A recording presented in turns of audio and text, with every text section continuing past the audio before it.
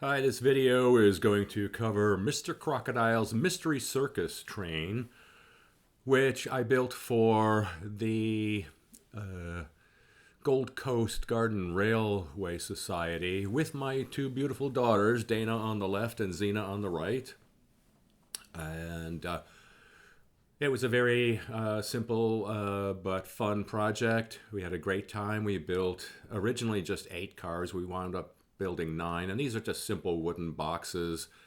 And they're just, as you can see, very, very simple. Then I decided on this sort of yellow reddish paint scheme. Hook and loop couplers for ease of use.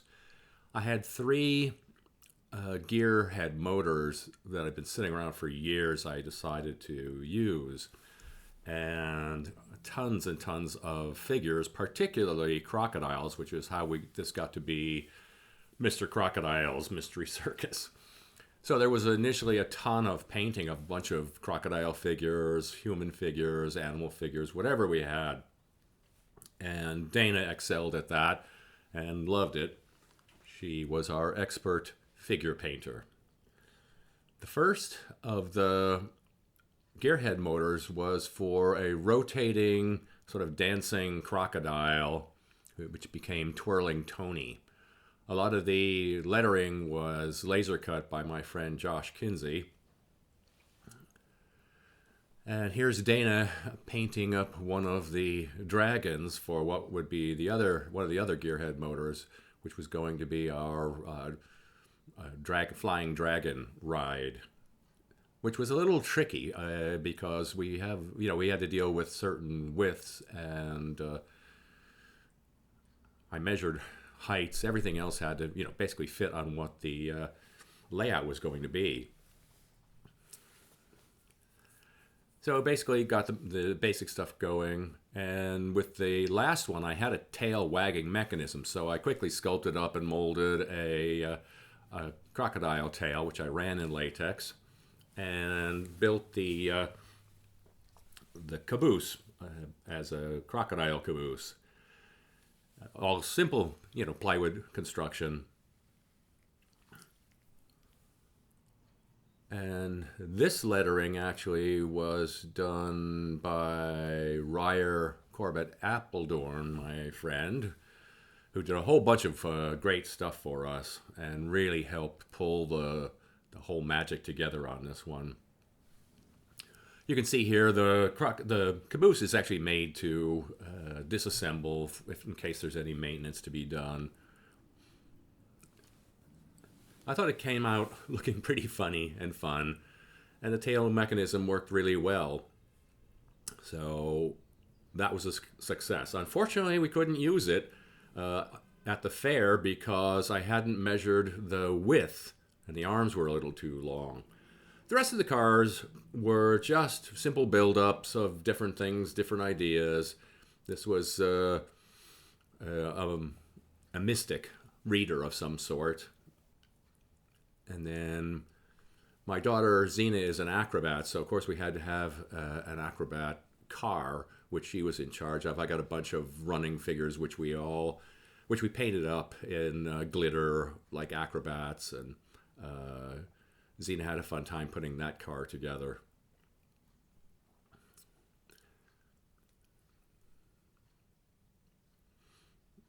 You can see here, this is a basic car with none of the side fancy work put on.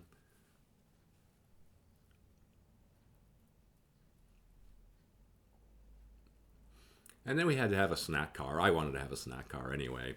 So built up a quick snack stand again, just plywood and whatever was around. Hand did some signs. The snacks sign was again laser cut. And then we just had fun putting together the rest of it with whatever bits and bobs we could find. I made some mini pretzels to hang, things like that. I was really happy the way that one came out. And I should also add that all these were being built simultaneously. It wasn't like we did one car and then another and another. We just kept going and going on everything all at once, which was fine and worked out really well. Here's our balancing bunny, who's a little nervous about the crocodile swimming below. We tried to make stuff interesting, and one of the interesting things about this is all this stuff that Ryer Corbett Appledorn did for us. Ryer did a fantastic job of designing and either laser cutting or resin 3D printing all this wonderful decorous materials we used on the cars. And this is the outhouse car, which Dana insisted on, and so she got to put that one together. And then the cars were really sort of coming together all at once. And I think the paint scheme really helped pull it together. These were later additions, 2 sound cars. This is the speaker car, which became the Crocoband car. And that used up a few of our Crocodile figures. The control and battery car was worked into. Originally, I was going to make it a haunted house like this, and then I realized that roof was just way too huge to make it through the tunnels. So I cut it back, and it became more of a castle, haunted castle, turned into a car called the Ghost Castle, which was largely just a paint job on a box, but I still like the way it came out.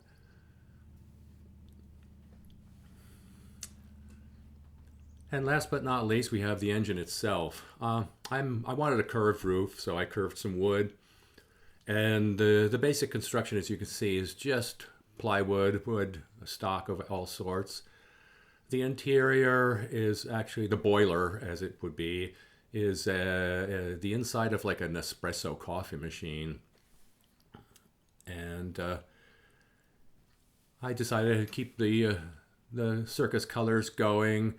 This was, I also wanted to be a little steampunk, so that's why I went with this color scheme on the boiler.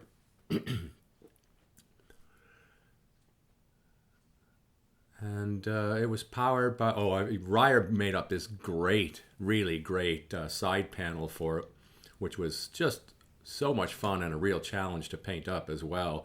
But it added so much to the look of the loco. It was just fantastic.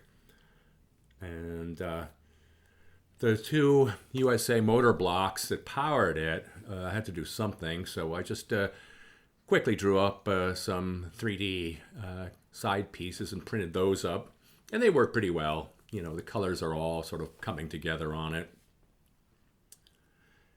And then Ryer also did a new and wonderful headlamp for it. And then it was ship it off to Ventura for the fair.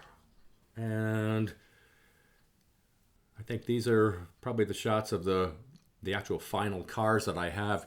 We wound up not being able to use the Caboose because although the height measured out fine, the arms stuck out a little bit much. So that has been remedied and will be running with the train this year at the fair. Anyway, it was a really just fantastic project. My daughters and I really loved working on it. We love working on projects together, and this was really fun. I think we did a decent job on it.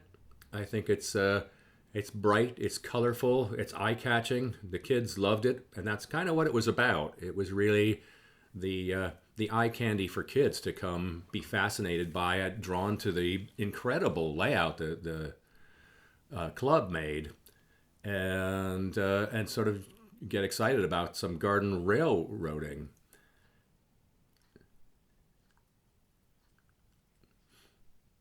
And the gang just did a fantastic job of the layout. As you can see, it's got tons of features, water feature, bridges everywhere, towns. The train ran day and night, and from what I hear, it performed well. And the group got the best of show for the layout, so congratulations to them. I like to think we helped in our tiny little way.